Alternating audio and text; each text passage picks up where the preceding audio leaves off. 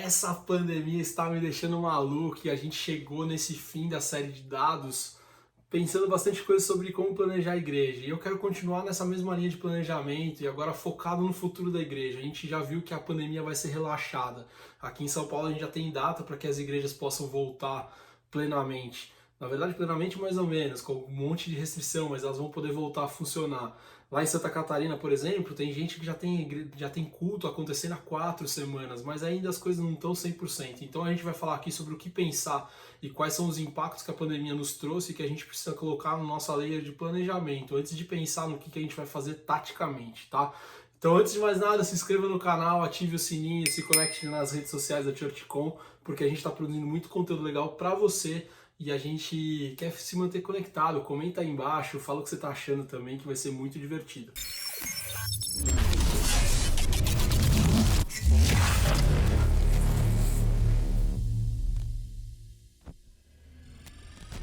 Eu já tô ficando doido, não tô aguentando mais ficar em casa. Vocês estão conhecendo aqui minha estante, meu escritório, que também compartilho com a minha filha. E esse fato de ficar preso, meio enjaulado, por mais que a gente saia para ir pro supermercado, tem me deixado meio maluco. E esses aprendizados é o que a gente precisa colocar a partir de agora em como a gente vai tocar nossa igreja. Como as pessoas vão se comportar, quais comportamentos novos a gente está aprendendo nesse tempo, o que de fato vai mudar, o que vai continuar, o que a gente agregou e foi legal. É sobre isso que a gente vai falar nesses próximos episódios, o como vai ser o futuro da igreja e o que a gente precisa considerar nos nossos planejamentos. Uma das coisas que eu já escrevi bastante aí nos textos, no blog, nos livros, e-book, no próximo livro que eu estou escrevendo eu também já estou falando um pouco mais sobre isso, é que a gente precisa entender que o domingo não é mais sagrado. Parece meio estranho falar isso, os pastores vão querer me matar, mandar para o banco, vamos sentar para conversar.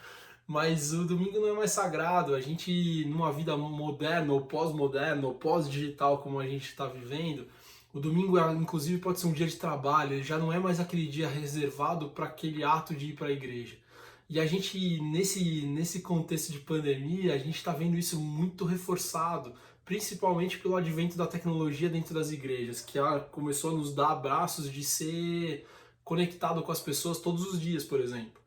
Então, quando eu falo que o domingo não é mais sagrado, é porque a gente criou a oportunidade de falar com os nossos membros e com a nossa membresia, com as nossas pessoas, com quem está conectado com a nossa igreja todos os dias. E isso eu acho que é importante para você colocar no planejamento. Como que a sua igreja vai falar de domingo a domingo com as pessoas? Quais conteúdos rendem? Quais jornadas, a gente falou lá nos dados, quais jornadas fazem as pessoas caminhar para mais perto de Jesus ou para uma fé mais elaborada, para uma fé mais profunda, para um conhecimento de Jesus mais profundo? Então, quando eu falo que o domingo não é mais sagrado, é porque a gente precisa entender que o contexto de vida moderno mudou, principalmente nas grandes cidades. Hoje a gente vê que os shoppings estão abertos, os centros comerciais abrem aos domingos, e muita gente que está trabalhando com uma hora de trabalho, uma jornada de trabalho muito grande, tá usando o domingo para fazer coisas que não fazia antes, como ir ao supermercado, como ter um tempo com a família, ter um tempo para o filho.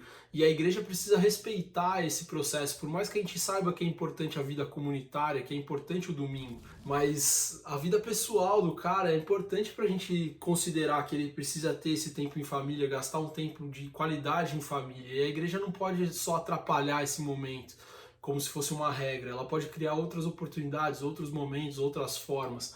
E aí, quando eu falo que a pandemia nos ensinou, é porque o digital entra muito presente nessa possibilidade da pessoa ter outros pontos de contato com a igreja. Então, o domingo não é mais sagrado, isso é um ponto.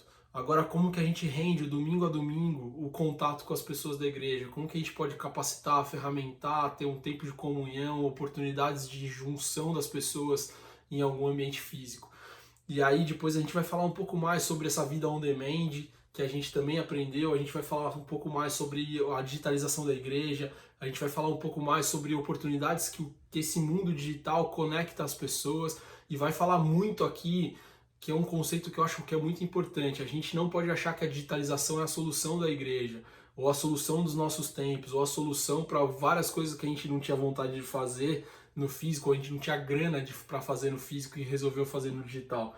A gente precisa entender que o fim são sempre as pessoas, é sempre um ponto relacional, é sempre um ponto de contato, sempre um ponto de caminhada e discipulado. Então não perca isso de vista, a gente tem que pensar que a gente precisa construir uma jornada na vida das pessoas de conteúdo para elas se capacitarem. Isso é de domingo a domingo, como eu falei. Mas a gente também precisa entender que a gente precisa criar oportunidades para que a gente conheça, para que a gente compartilhe tempo, para que a gente discipule as pessoas.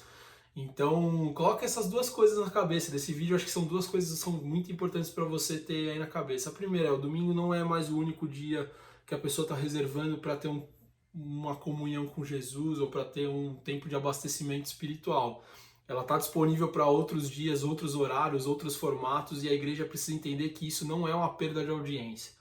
Então esse é o primeiro ponto, é só uma mudança de jornada, só uma mudança de vida, uma mudança de estilo de contato com a igreja. E o importante é que isso também não faz a pessoa sair da sua comunidade, ela só não está naquele momento no domingo, mas ela está em outros canais. Então esse é o primeiro ponto. A outra coisa que você precisa sair desse vídeo com isso na cabeça e muito firme na sua cabeça é que tudo que você fizer, independente se seja offline ou online, tem que terminar nas pessoas, tem que promover contato com as pessoas, tem que promover comunhão e transformação de vida, tem que promover discipulado, tem que promover a possibilidade das pessoas da sua igreja serem crentes melhores. Então a gente termina por aqui nesses dois conselhos para você planejar a sua volta após pandemia. A gente vai continuar falando sobre isso nos próximos Brainstorm Church Com.